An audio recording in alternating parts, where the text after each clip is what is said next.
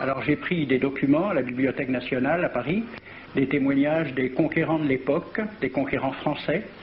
D'abord, des extraits du bréviaire que l'on avait remis aux officiers et soldats qui s'en allaient en Afrique. Cela s'appelait « Aperçu historique, statistique et topographique sur l'état d'Alger ». Voici quelques-uns de ces extraits.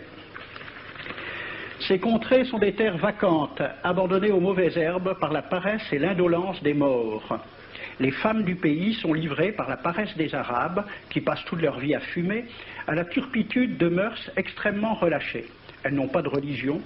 Beaucoup doutent qu'elles aient une âme immortelle et croient qu'elles ne sont faites que pour la reproduction. Le climat aidant, les femmes sont nécessairement disposées au plaisir. Alors, allez-y, des terres vacantes et des femmes consentantes qui n'attendent que les soldats français. Et puis, à côté, j'ai vu d'autres documents qui marquent l'étonnement des officiers français qui débarquaient en Afrique. C'est Campagne d'Afrique en 1830 par un officier du corps expéditionnaire. Cette terre, qu'on avait présentée comme sauvage et inhabitée, est couverte de jolies maisons de campagne entourées de jardins. Toutes sont bâties sur des hauteurs dont les mouvements onduleux contrastent tout à fait avec l'aridité des côtes de Provence. La végétation y est superbe, et partout des sources et des courants d'eau fécondent la terre. Les fruits y sont en abondance, un grand nombre d'aqueducs amènent les eaux jusqu'à la capitale. Et le maréchal Bugeaud lui-même. J'ai reconnu que l'Algérie produit beaucoup de grains, une immense quantité de bétail. L'immensité des terrains ensemencés atteste l'existence d'une population beaucoup plus nombreuse qu'on ne le pensait. Le commandant Claude-Antoine Roset, d'un voyage dans la régence d'Alger en 1833. Presque tous les hommes savent lire et compter. En France, on compte à l'époque 40% d'analphabètes. Ainsi, les soldats qui débarquent sont en général moins instruits que les sauvages qu'ils viennent civiliser. Le ministre de la guerre de l'époque, il s'appelait Girard. Il faut se résigner à refouler au loin, à exterminer même la population indigène. Le ravage, l'incendie, la ruine de l'agriculture sont peut-être les seuls moyens d'établir solidement notre domination. Savary, duc de Rovigo, apportez des têtes, bouchez les conduites d'eau avec la tête du premier bédouin que vous rencontrerez, au nom bien sûr de la civilisation. Christian, dans l'Afrique française, un détachement de l'armée parti d'Alger surprend la tribu désarmée des Olifias et massacre sur le champ tous les hommes, femmes, enfants, sans distinction. On parlera de 12 000 morts. Les troupeaux raflés aux Olifias seront vendus au consul du Danemark.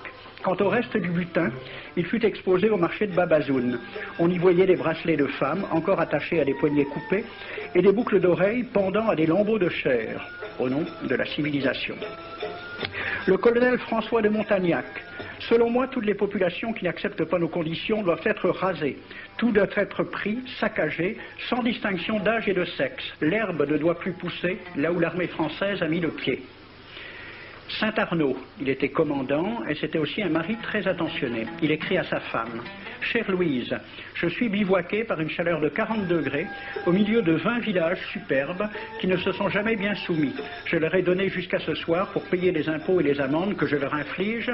S'ils ne s'exécutent pas, j'enverrai 3 colonnes brûler tout. » En juin 1845, la tribu des Ouled Riha, chassée de ses douars par les détachements incendiaires du colonel Pélissier, se réfugie dans des grottes de montagne.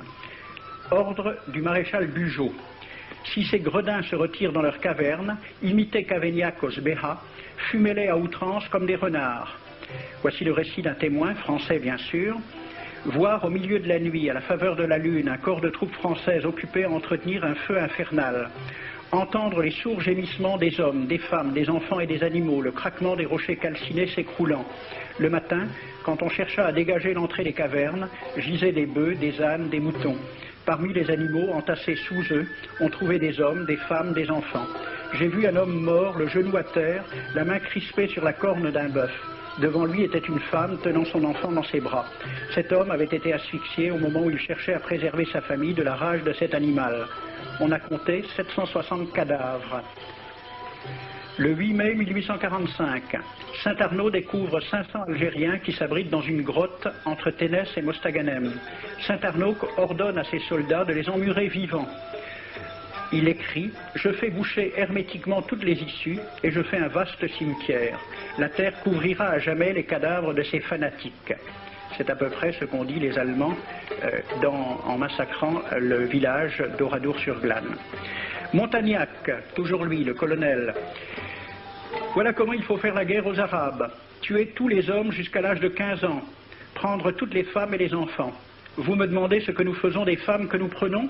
On en garde quelques-unes comme otages, les autres sont échangées contre des chevaux, et le reste est vendu à l'enchère comme bête de somme, toujours au nom de la civilisation.